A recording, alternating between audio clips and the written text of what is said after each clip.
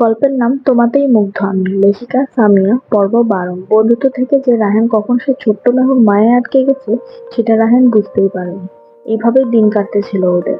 তারপর রায়হান টেস্ট পরীক্ষা দিয়ে আর স্কুলে আসেনি, কিন্তু মাঝে মাঝে সে ছোট্ট মেহুর সাথে দেখা করতে স্কুলে যায়। তারপর আস্তে আস্তে রায়হানের এসএসসি পরীক্ষার দিন ঘনিয়ে আসে। মেহুর সাথে কমই দেখা হতো তার। তারপর পরীক্ষা শেষ করতে রাহিনের বাবার বদলি হয় কুমিল্লায়। তাই রায়হানের সব পরিবার কুমিল্লায় চলে যাবে। তাই রায়হান শেষবারের জন্য তার ছোট্ট মেহুর সাথে দেখা করতে তাদের বাড়ি যায়। আর মেহুর নাম ধরে ডাকতে লাগলো, রায়হান, মেহু, মেহু, মেহু, কই তুমি?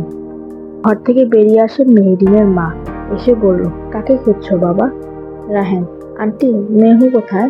আমি ওর বন্ধু, ওকে একটু ডাক দিবেন প্লিজ। হুমায়রা ইসলাম, মেহু কে বাবা? এই নামে তো কেউ থাকে না। রায়হান, আন্টি, আমি মেহেরিনের কথা বলছি। হুমায়রা ইসলাম, ও আচ্ছা, ও পুকুর পাড়ে আছে বাবা।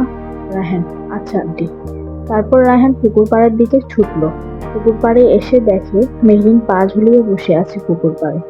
তারপর রায়হানও মেহরিনের পাশে গিয়ে বসে বলল, রায়হান, মেহু। মেহরিন রায়হানের দিকে না তাকিয়ে বলল, হুম। রায়হান, আমার বাবার।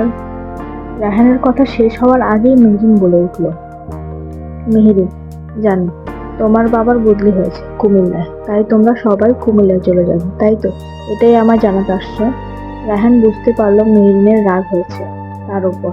তাই রায়হান মেহরিনকে নিজের দিকে ফিরিয়ে বলল, রায়হান, আমি কি করব বলো মেহু? আমি জানি যে তোমার আমাকে ছাড়া থাকতে কষ্ট হবে। আমি তোমার কথা দিচ্ছি মেহু, আমি আবার তোমার কাছে ফিরে আসবো। আর বিয়ে করলে আমি তোমাকেই করবো, প্রমিস করছি তোমাকে। মেহরিন রায়হানের হাতটা মুখ থেকে সারিয়ে চলে যেতে নিল। তখনই রায়হান উঠে মেহরিনের হাত টেনে ধরে বলল, রায়হান, প্লিজ, তুমি এভাবে রাগ করিও না আমার উপর। মেহরিন, কেন আমাকে এই কয়েকদিন এত মায়া দেখিয়েছো রায়হান? যখন ছেড়ে যাবে আমি আবার একা হয়ে যাব। রায়হান, আমার কতটা কষ্ট হচ্ছে তুমি কি বুঝতে পারছো? কাঁদতে কাঁদতে বলল রায়হান। মেহরিনকে নিজের কাছে টেনে এনে একটা টেবিলের উপর কোলে তুলে বসিয়ে রায়হান হাঁটু ঘিরে বসে বলল, রায়হান, আমি জানি আমার মেহুর অনেক কষ্ট হচ্ছে। তুমি কি ভাবছো আমার কি কষ্ট হচ্ছে না মেহু?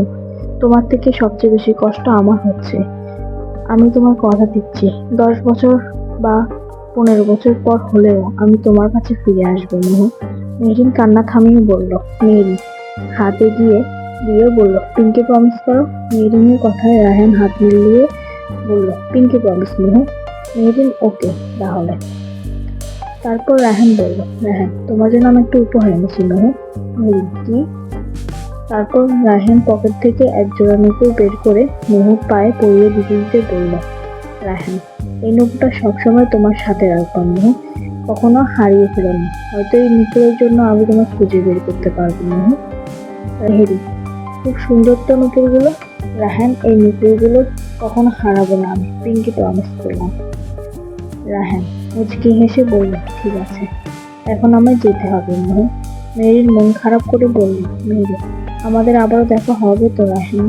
রায়হান তার ছোট্ট মেয়েকে শেষবারের মতো জড়িয়ে ধরে বলল, অবশ্যই দেখা হবে আমাদের। মেহেরিনও শক্ত করে জড়িয়ে ধরে। তারপর রায়হান চলে যায়।